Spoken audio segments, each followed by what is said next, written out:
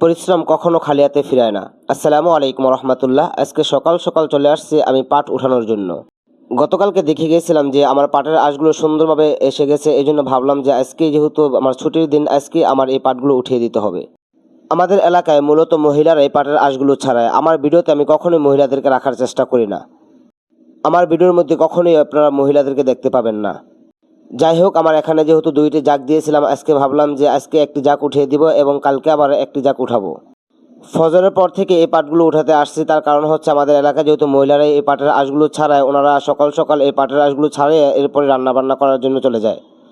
সকালে যেহেতু চলে আসছে এই পাটগুলো উঠানোর জন্য, এই জন্য আমার গরুর খামারের ছাগলের খামারের কোনো কাজই করা হয় না। এখন আমি এই পাটগুলো উঠিয়ে দেওয়ার পরেই আমি চলে যাব আমার গরু এবং ছাগলের খামারের কাজ করার জন্য। আমি যত ফসলই করি না কেন, এর মধ্যে আমি দেখতে পারলাম যে সবচেয়ে কষ্টের কাজ হচ্ছে এই পাট চাষগুলো। একটি জাগ শেষ করার পরে আমি চলে আসছি আমার বাড়িতে। খামারের কাজগুলো শেষ করার পরে আমি চলে গিয়েছিলাম আমার ছাগলের যেহেতু খাবার নাই, এই জন্য ভাবলাম যে ছাগলের জন্য কিছু ঘাস নিয়ে আসি। এখন যেহেতু বর্ষার পানি বেড়ে গেছে এবং ঘাসের সমস্যাও বেশি দেখা দিচ্ছে, এই জন্য ভাবলাম যে আমার এই দইনছার জমিটা থেকে কিছু কেস কেটে নেই, এখান থেকেই আমার দইনছার পাতাগুলো ছাগলরা খেতে পারবে। এই ছোট ছোট দইনছাগুলো কেটে দেওয়ার কারণ হচ্ছে বাকি যে দইনছাগুলো রয়েছে এগুলো যেহেতু খুব দ্রুত মোটা হয়ে যায় এবং এই জন্যই এই কাজগুলো করা। বরাবর দইনছার জমিতে ফসল খুব ভালো হয়। আমি সবসময় চেষ্টা করি এই দইনছার জমিতে আমার পেঁয়াজ এবং রসুন চাষ করার জন্য। দইনছার জমিতে সবসময় পেঁয়াজ এবং রসুন চাষ করলে ফলন খুব ভালো হয়, তার কারণ হচ্ছে দইনছার জমির মাটি সবসময় উর্বর থাকে। যাই হোক, ছোট ছোট দইনছাগুলো কেটে নিয়েছি, এখন এগুলোই আমি আমার খামারে নিয়ে যাবো ছাগলের জন্য। এই দইনছাগুলো আমার ছাগলকে খেতে দিয়ে আবার চলে যেতে হবে পাটের কাছে। পাটগুলো যেহেতু উঠিয়ে দিয়ে আসছে, যে দেখবো যে কতটুকু পাট লওয়া হয়েছে, এই পাটগুলো আবার ধুতে হবে, এরপরে এগুলোকে আবার সুন্দর করে বাড়িতে এনে রোদে দিতে হবে। পাটের এখানে এসে দেখলাম যে আলহামদুলিল্লাহ অনেকটা পাট লওয়া হয়ে গিয়েছে। এখন আমার যে কাজটি করতে হবে সেটা হচ্ছে পাটগুলো ধুইতে শুরু করতে হবে। পাট ধোয়া একটি খুবই পরিশ্রমের কাজ, তার কারণ হচ্ছে অনেকটা শক্তি লাগে এই পাটগুলো ধোয়ার জন্য।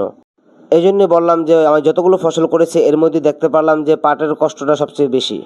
আজকে যে পাটগুলো ধুইতেছি, এখানে আমি মোট 14% পরিমাণ পাট চাষ করেছি এবং কি এখানে কত টাকা খরচ হয়েছে, কত টাকা লাভ হয়েছে, এগুলো বিক্রি করার পর আপনাদের ভিডিওর মাধ্যমে জানানোর চেষ্টা করবো ইনশাল্লাহ। তবে একটি কথা মনে রাখতে হবে যে এই কৃষিকাজ করুক না কেন, কৃষিকাজ নিজে যদি না করা যায় তাহলে কখনোই লাভ করা সম্ভব না। বর্তমান সময়ে আপনি অন্য লোক দিয়ে কাজ করিয়ে কখনোই লাভ করতে পারবেন না। কৃষিকাজ করতে হলে অবশ্যই আপনাকে নিজেকে কৃষক হতে হবে এবং নিজের কাজগুলো নিজেই করতে হবে। যাই হোক, পাটগুলো ধুইতে ধুইতে আমার প্রায় দুপুর হয়ে গেছে। এখন যে কাজটি করব সেটা হচ্ছে এই পাটগুলো এখন নিয়ে যাব বাড়িতে এনে এগুলোকে সুন্দরভাবে আড় বানিয়ে নিয়েছি, এগুলোর মধ্যে রোদে দিব। 2 দিন এই আড়ের মধ্যে রাখার পরে আমি এগুলোকে নিচে নামিয়ে ফেলবো। নিচে নামিয়ে সুন্দরভাবে শুকিয়ে এরপরে বাজারে বিক্রি করতে পারবো। এই কাজগুলো যতটা সহজ আপনারা দেখতে পারেন অতটা সহজ না। পাট চাষ আমার কাছে সবচেয়ে ঝামেলাপূর্ণ একটা কাজ মনে হয়। যত ঝামেলা হোক না কেন, পরিশ্রম হোক না কেন, ইনশাল্লাহ পরিশ্রম কখনোই বৃথা যায় না। পরিশ্রমের ফল একদিন না একদিন আসবে ইনশাল্লাহ। সবাই আমার জন্য দোয়া করবেন। আসসালামু আলাইকুম রহমতুল্লাহ।